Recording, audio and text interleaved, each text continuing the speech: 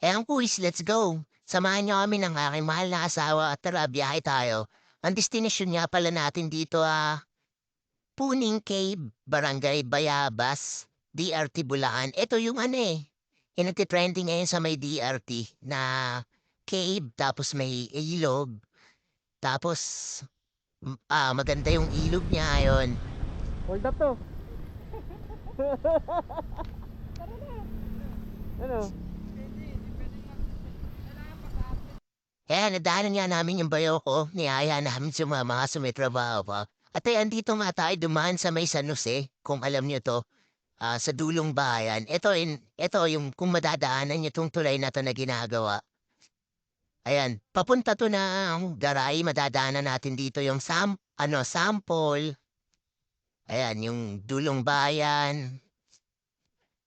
Ayan, at saka kung dire-diretsuin to is mararating mo yung Garay.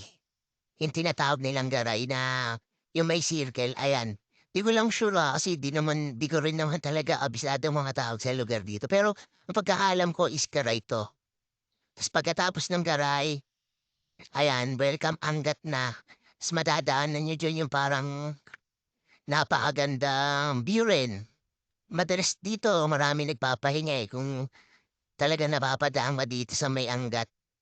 Madadaanan mo rito may magandang view rito eh.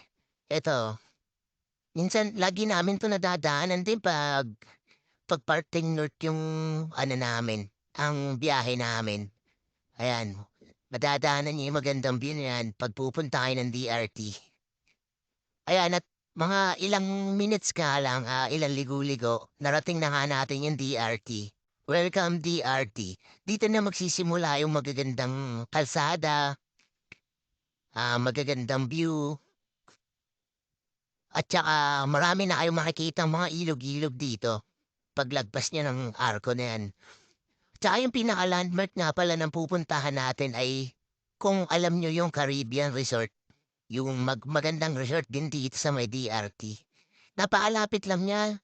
Halos hindi nga kami inabot ng isa't kalahating oras papunta dito. Saglit lang talaga namin siya tinakbo kasi tuloy-tuloy lang yung biyahe. Wala naman traffic. Ayan. Tapos, yung gas namin, full tank pa nga eh. Tapos, isang bar lang inabawas balikan na namin. Magmula dito sa Caloocan hanggang pabalik. One bar lang inabawas sa motor. Ayun, napapansin nyo, kung madadaanan nyo na tong ginagawang kalsada na to ay malapit na kayo sa destinasyon. Nadaanan na nga pala namin yung Caribbean Resort, di lang na video kasi dire-diretso hindi namin napansin. Ayan, tuloy-tuloy lang, kuis. Napaalapit lang nito. At saka kung magtatanong kayo, tanong lang kayo, alam na nila eh. Kasi kilala na rin pala talaga sa lugar na to yung cave na yon. Yung yung spot dito na maganda. Ayan, yung Puning Cave sa may Barangay Bayabas, TRT Bulacan. Sayang nga eh, napakamura lang ng entrance, parking, at saka ang lapit niya lang. Malapit rin pala, puwede niyo rin palang puntahan yung Tumutulo Falls sa bandang unahan niya lang din. Ang galing nga, eh. Eto kung akala niyo akala namin eto na yun, eh. Pero dito walang quality na, eh, ang dami na naliligo diyan, kuis. Diyan sa na yan, sa spot na yan. Kasi malinis siya, malinis yung tubig tapos ayan, lang siya, banayad lang yung hagos. Gusto nga namin maligo na diyan, eh, kaso hindi puwede. Ayan, tuloy-tuloy lang tayo, kuis.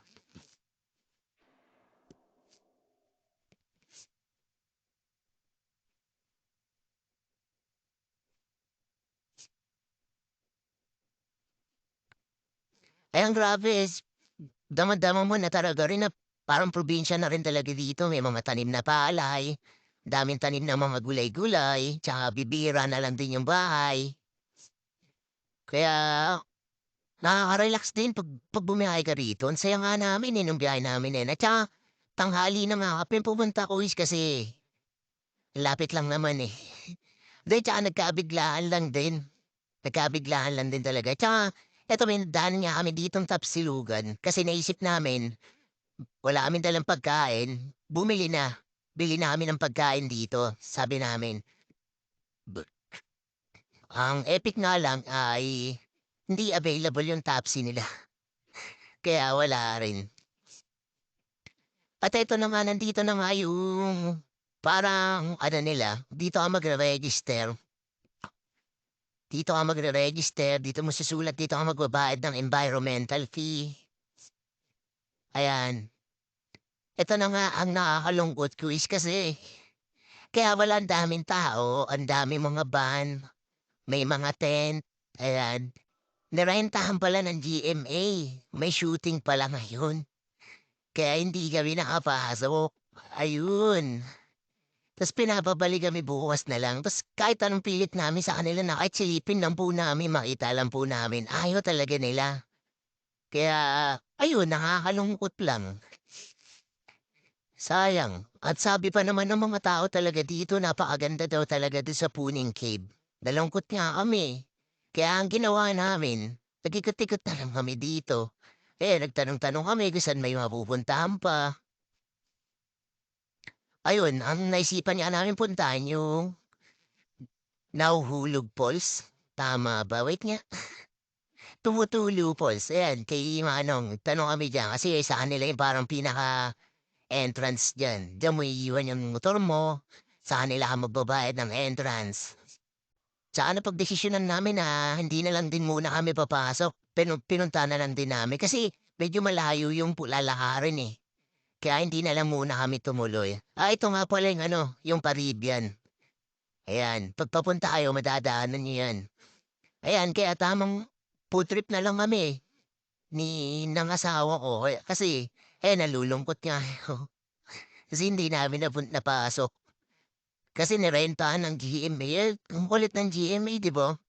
Talagang inan na nila habang hindi pa ganun kasigat yung lugar. Pinuntahan na nila. Di may shooting daw din talaga kasi. Kaya binayaran daw yung buong parang cave. Kaya parang lalo kaming lalo kaming na napuntahan yung cave na yun. Sabi nga namin, babalikan talaga namin yun 'pag may time na ulit. Kasi napakalapit niya lang talaga, promise. Wala nga isang oras pabalik ulit, eh, pauwi, eh. Ayan, tamang food trip na lang kami ta's kwentuhan na lang sa nangyari. Ayun lang buwis ta's pagkatapos niyan umuwi na kami. Ayun lang, salamat.